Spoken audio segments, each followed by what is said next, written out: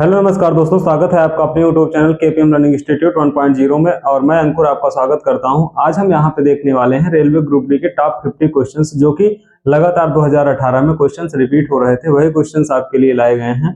तो अगर आप वीडियो पहले बार देख रहे हैं तो चैनल को आप सब्सक्राइब कर दीजिए। इसके पहले हमने पॉलिटी के टॉप 100 क्वेश्चंस को देखा है, जो कि प्रीवियस ईयर में रिपीट हुए क्वेश्चंस है। तो अगर आपने नहीं देखा है तो उसको भी आप जाके देख लीजिएगा। हम आपकी तैयारी को और मजबूत करने के लिए डेली क्वेश्चंस लेके आ रहे हैं, जो कि क्वेश्चंस लगातार रिपीट हुए हैं। तो आपके पास समय कम बचा हुआ है, इसलिए ये इंपॉर्टेंट क्वेश्चंस आपके लिए बहुत ही इंपॉर्टेंट होने वाले हैं और एग्जाम में एक एक नंबर आपके लिए बहुत ही महत्वपूर्ण है। चलिए हम अपने क्लास की स्टार्ट करते हैं और क्वेश्चंस को देखते हैं। तो यहाँ पे आपके सामने पहला क्वेश्चन दिया गया है। पहले क्वेश्चन में आपसे पूछा गया है कि पोंगल त्योहार 14 जनवरी को मनाया गया है। ये किसके द्वारा मनाया जाता है? केरल के द्वारा मनाया जाता है, तेलंगाना द्वारा मनाया जाता है, आंध्र प्रदेश द्वारा मनाया जाता है या तमिलनाडु द्वारा मनाया जाता है। तो ये आपके पास चार ऑप्शन दिए गए थे, चारों में से आपको बताना है कौन सा सही है। तो अगर हम बात करते हैं पोंगल त्योहार की, तो ये किसके द्वारा मनाया जाता है? ये आपका तमिलनाडु के द्वारा मनाया जाता है। ऑप्शन नंबर डी आपका एकदम क्या हो जाएगा? राइट आंसर हो जाएगा। नेक्स्ट क्वेश्चन पे आते हैं। नेक्स्ट क्वेश्चन आपको दिया गया है, कह रहा है कि मतदाताओं को जागरूक करने के लिए होने वाली प्रतियोगिता में प्रथम पुरस्कार कितने रुपए का रखा गया है? इसमें प्रथम पुरस्कार कितने का रखा गया है? 50,000, 1,00,000, 1,50,000, 2,00,000। यहाँ पे जो आंसर हो जाएगा आपका ऑप्शन नंबर डी 2,00,000 रुपए हो जाएगा, जो कि एकदम आपका राइट आंसर है। चलिए अगले क्वेश्चन की ओर बढ़ते हैं। अगला क्वेश्चन यहाँ पे देखते हैं। अगला क्वेश्चन आपसे कहा गया है, किन स्टेशनों के बीच चलाई जा रही दिव्य काशी यात्रा ट्रेन, कौन सी दिव्य काशी यात्रा ट्रेन किन के बीच में चलाई जा रही है? तो ये आपको चलाई जा रही है दिल्ली और बनारस के बीच में चलाई जा रही है। बनारस तो रहेगा ही, क्योंकि दिव्य काशी जाना है तो फिर बनारस रहेगा, दिल्ली और ये बनारस आंसर हो जाएगा। अगला क्वेश्चन आपसे पूछा है कि भारत सरकार ने पराक्रम दिवस के मनाने की घोषणा की है। पराक्रम दिवस कब मनाया जाएगा, ये आपको बताना है। यहाँ पे आपसे पूछा गया था कि पराक्रम दिवस कब मनाया जाएगा। तो पराक्रम दिवस आपको मनाया जाएगा 21 जनवरी। कब मनाया जाएगा? 21 जनवरी। ऑप्शन नंबर ए एकदम क्या हो जाएगा? Right answer. अगले क्वेश्चन में आपसे पूछा गया है, किस राज्य सरकार ने प्रशिक्षु प्रोत्साहन योजना शुरू की? कौन सी योजना? प्रशिक्षु प्रोत्साहन योजना शुरू की है। ये उत्तर प्रदेश सरकार ने इसको योजना को शुरू किया है। चलिए अपने अगले इंपॉर्टेंट क्वेश्चन की ओर आगे बढ़ते हैं। अगले क्वेश्चन में पूछा गया है कि Indian personality of the year पुरस्कार से किसे सम्मानित किया गया है? तो Indian personality of the year पुरस्कार से किसको सम्मानित किया गया है? ये सम्मानित किया गया था विश्वजीत चटर्जी को। किसको सम्मानित किया गया था? विश्वजीत चटर्जी को सम्मानित किया गया था। अगले क्वेश्चन पे आते हैं। अगले क्वेश्चन में आपसे पूछा गया था कि सिंधु सभ्यता में घोड़े की अस्थियों, किसकी अस्थियों की बात किया है? घोड़े की अस्थियों के अवशेष कहाँ मिले? ये आपको कहाँ मिले थे? ये आपको मिले थे सुरकोटदा में। कहाँ मिले थे? सुरकोटदा में आपका मिले थे। ये इसका क्या हो जाएगा? Right answer. अगला क्वेश्चन आपसे पूछा गया है कि बौद्ध धर्म से संबद्ध अर्धगोलाकार अंत्येष्टि संबंधी टीले को क्या कहते हैं? तो इस टीले को क्या कहा जाता है? टीले को स्तूप कहा जाता है। क्या कहा जाता है? स्तूप कहा जाता है। ये आपका एकदम राइट आंसर हो जाएगा। नेक्स्ट क्वेश्चन आपसे पूछा गया है, कादम्बरी के लेखक कौन है? तो यहाँ पे ये बताना है। तो कादम्बरी के लेखक आपके कौन है? कालिदास जी है। कौन है? कालिदास जी हैं। अगले क्वेश्चन की ओर बढ़ते हैं। अगला क्वेश्चन आपसे पूछा गया है कि लौह एवं रक्त की नीति किस शासक ने अपनाई थी? लौह और रक्त की नीति किसने अपनाया था? ये आपका अपनाया था अलाउद्दीन खिलजी ने। किसने अपनाया था? अलाउद्दीन खिलजी ने अपनाया था। चलिए अगले क्वेश्चन पे आते हैं। अगला क्वेश्चन आपसे पूछा गया है कि निम्नलिखित में से किस राजा के शासन काल के दौरान चीनी यात्री ह्वेनसांग भारत आया था? ह्वेनसांग भारत कब आया था? ये आया था आपके हर्षवर्धन के समय पे। किसके समय पे आया था? हर्षवर्धन के समय पे आया था। ये आपका राइट आंसर हो जाएगा। अगले क्वेश्चन में आपसे पूछा गया है, 1872 ईस्वी में भारत के वायसराय लॉर्ड मेयो की हत्या में की गई थी। किसकी हत्या की गई थी? लॉर्ड मेयो की हत्या की गई थी। और ये कहाँ पे की गई थी? तो ये पोर्ट ब्लेयर में की गई थी। कहाँ पे की गई थी? पोर्ट ब्लेयर में की गई थी, जो कि एकदम इसका राइट आंसर हो जाएगा। इसके बाद आपसे अगला क्वेश्चन पूछा गया है कि महात्मा गांधी किसे अपना राजनीतिक गुरु मानते हैं? ये अपना राजनीतिक गुरु किसको मानते हैं? गोपाल कृष्ण गोखले को मानते हैं, जो कि ऑप्शन नंबर बी एकदम क्या हो जाएगा? राइट आंसर हो जाएगा। जलियांवाला बाग हत्याकांड किस शहर में हुआ था? ये आपको पता ही है, बहुत ही इंपॉर्टेंट क्वेश्चन है, बहुत बार पूछा गया है। जलियांवाला हत्याकांड ये कहाँ हुआ था? ये आपका अमृतसर में, जो कि पंजाब में है। इसके बाद अगला आपसे पूछा गया है, भारत में ट्रेड यूनियन आंदोलन के जन्मदाता किसके बात किया है? ट्रेड यूनियन आंदोलन के जन्मदाता कौन थे? एन.एम. जोशी थे। कौन थे? एन.एम. जोशी। ऑप्शन नंबर सी एकदम राइट हो जाएगा इसका। इसके बाद अगला क्वेश्चन आपसे पूछा गया है। अगले क्वेश्चन में आपसे कहा है कि भारतीय राष्ट्रीय कांग्रेस के सबसे अधिक समय तक अध्यक्ष पद पे कौन रहे?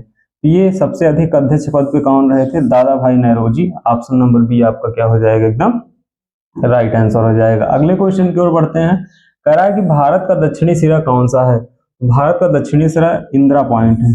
और उत्तरी सिरा कौन सा है? ये आपका उत्तरी सिरा है। और ये आपका कौन सा सिरा है? दक्षिणी सिरा है, इंदिरा पॉइंट। चलिए अगले क्वेश्चन की ओर बढ़ते हैं। अगला क्वेश्चन कह रहा है निम्नलिखित में से कौन सा सुमेलित नहीं है? आंधी उत्तर प्रदेश, काल वैसाखी पश्चिम बंगाल, लू उत्तर पश्चिमी भारत, आम्रवर्ष। आम्रवर्ष कहाँ पे होता है? ये आपका ऑप्शन सही है, क्योंकि ये कहाँ पे होता है? ये आपका कर्नाटक में होता है। कहाँ पे होता है? कर्नाटक में होता है। अगला क्वेश्चन की ओर बढ़ते हैं। अगले क्वेश्चन में आपसे कहा है मेघालय पठार की सबसे ऊंची चोटी कौन सी है? मेघालय पठार की सबसे ऊंची चोटी कौन सी है? ये आपकी शिलांग चोटी है। तो मेघालय पठार की सबसे ऊंची चोटी कौन सी है? शिलांग चोटी है। Option number D. अगले क्वेश्चन पे आपसे कहा है कि निम्न में से कौन सी नदी यमुना से नहीं मिलती है? इसमें आपको बताना है कि कौन सी नदी, ऐसी कौन सी नदी है जो यमुना से नहीं मिलती है। तो ये इसका ऑप्शन हो जाएगा ऑप्शन नंबर ए, बेतवा। क्या हो जाएगा? ऑप्शन नंबर ए हो जाएगा, बेतवा। अगले क्वेश्चन की ओर बढ़ते हैं। कह रहा है कि पंचवटी कहाँ स्थित है? आपसे क्वेश्चन में क्या पूछा गया है कि पंचवटी कहाँ स्थित है? तो पंचवटी ये आपका महाराष्ट्र में स्थित है। कहाँ पे स्थित है? महाराष्ट्र में स्थित है। 4 ऑप्शन इसमें दिए गए थे। फिर आपसे पूछा गया है कि निम्न में से कौन सा शब्द किस्तों में ऋण के भुगतान की कमी या भुगतान को संदर्भित करता है? ये कौन करता है? आपका डिस्काउंट कैश फ्लो करता है। कौन करता है? डिस्काउंट कैश फ्लो करता है। ऑप्शन नंबर डी आपका एकदम क्या हो जाएगा? राइट आंसर हो जाएगा। नेक्स्ट क्वेश्चन की ओर आगे बढ़ते हैं। अगला क्वेश्चन यहाँ पे दिया गया है। कह रहा है कि ऐसी अर्थव्यवस्था को क्या कहते हैं जिसका शेष विश्व से कोई संबंध नहीं होता है? इसकी ऐसी अर्थव्यवस्था क्या कहते हैं? समृद्ध या बंद अर्थव्यवस्था कहा जाता है। ऑप्शन नंबर डी एकदम सही है। अगले क्वेश्चन में आपसे पूछा गया है। कह रहा है कि पैमाने का प्रतिफल क्या है? तो पैमाने का प्रतिफल क्या होता है? दीर्घकालीन परिघटना। क्या होता है आपका? ये आपका होता है दीर्घकालीन परिघटना। इसका एकदम राइट आंसर हो जाएगा। अगले क्वेश्चन में आपसे पूछा गया है कि लगान किसके लिए किया गया उत्पादन? 39 भुगतान है। तो इसमें भवन, भूमि, फैक्ट्री, रेस्तरा। तो इसका आंसर क्या हो जाएगा आपका? ऑप्शन नंबर सी, फैक्ट्री हो जाएगा। अगले क्वेश्चन की ओर आगे बढ़ते हैं। आपसे कह रहा है निम्न में से किस अर्थशास्त्री को अर्थशास्त्र का जनक कहा जाता है? तो अर्थशास्त्र का जनक किसको कहा जाता है? एडम स्मिथ को कहा जाता है। किसको कहा जाता है? एडम स्मिथ को कहा जाता है। अगला क्वेश्चन यहाँ पे है आपके सामने। अगला क्वेश्चन यहाँ पे दिया गया है, ये हो गया है। इसमें आपसे पूछा गया है। कह रहा है कि 124वां संशोधन विधेयक 2019 किससे संबंधित है? तो ये किससे संबंधित था? आर्थिक आरक्षण से था। किससे था? आर्थिक आरक्षण से था। Option number B. इसके बाद कह रहा है नवसृजित उच्च न्यायालय है। नवसृजित उच्च न्यायालय कहाँ पे है? ये आपका मेघालय, मणिपुर और त्रिपुरा में है। कहाँ पे है? मेघालय, मणिपुर और त्रिपुरा में है। ग्राम सभा में कौन शामिल है? तो ग्राम सभा में कौन शामिल है? वे सभी व्यक्ति जिनका नाम गांव विशेष में पंचायत के लिए मतदाता सूची में दर्ज है। ये सारे लोग क्या कहलाते हैं? ये सारे लोग ग्राम सभा के सदस्य कहलाते हैं। अगले क्वेश्चन में आपसे पूछा है लोकसभा में मतदान करने समय टाई की स्थिति में वोट डालने का अधिकार होता है। टाई की स्थिति में वोट डालने का अधिकार किसका होता है? इस पे स्पीकर का होता है। किसका होता है? लोकसभा स्पीकर का होता है। कौन सा मौलिक अधिकार अल्पसंख्यकों के हितों में संरक्षण की बात करता है? कौन सा मौलिक अधिकार अल्पसंख्यकों के हितों में के संरक्षण की बात करता है? ये संस्कृत एवं शैक्षणिक अधिकार, सांस्कृतिक एवं शैक्षणिक अधिकार। Option number D. अगले क्वेश्चन में आपसे पूछा है मिथाइल प्रोपेन निम्नलिखित में से किसका एक समावयव है? मिथाइल आपसे मिथाइल प्रोपेन की बात किया है। मिथाइल प्रोपेन किसका है? ये आपका एन ब्यूटेन का है। किसका है? एन ब्यूटेन का है। ऑप्शन नंबर ए एकदम राइट आंसर हो जाएगा। फिर आपसे कहा है कि श्रृंखलन का गुण में प्रबल होता है। श्रृंखलन का गुण किसमें प्रबल होता है? श्रृंखलन का गुण जो है वो किसमें सबसे ज्यादा होता है? वो आपका कार्बन में होता है। चलिए अगले क्वेश्चन की ओर बढ़ते हैं। अगले क्वेश्चन में आपसे कहा है कि किस गैस को उसकी ठोस अवस्था में शुष्क बर्फ भी कहा जाता है? ये किसको कहा जाता है? ये आपको बताना है। ये आपको किसको कहा जाता है? ये आपका कार्बन डाइऑक्साइड को कहा जाता है। किसको कहा जाता है? कार्बन डाइऑक्साइड को कहा जाता है।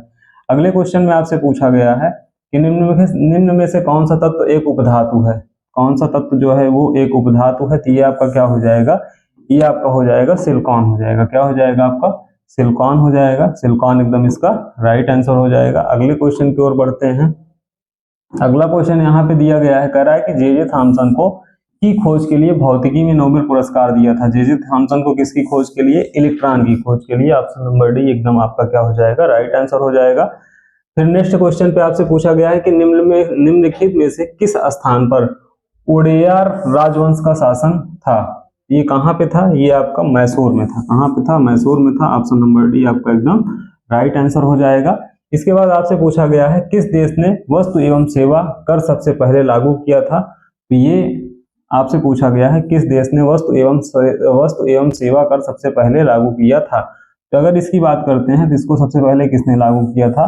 इसको सबसे पहले फ्रांस ने लागू किया था। चलिए अगले क्वेश्चन की ओर बढ़ते हैं। कह रहा है फेसबुक के संस्थापक हैं, तो फेसबुक के संस्थापक कौन है ये आपको बताना है। तो फेसबुक के संस्थापक आपको पता है कौन है? मार्क जुकरबर्ग है। ये ऑप्शन नंबर सी आपका एकदम क्या हो जाएगा? राइट आंसर हो जाएगा। नेक्स्ट क्वेश्चन में बढ़ते हैं।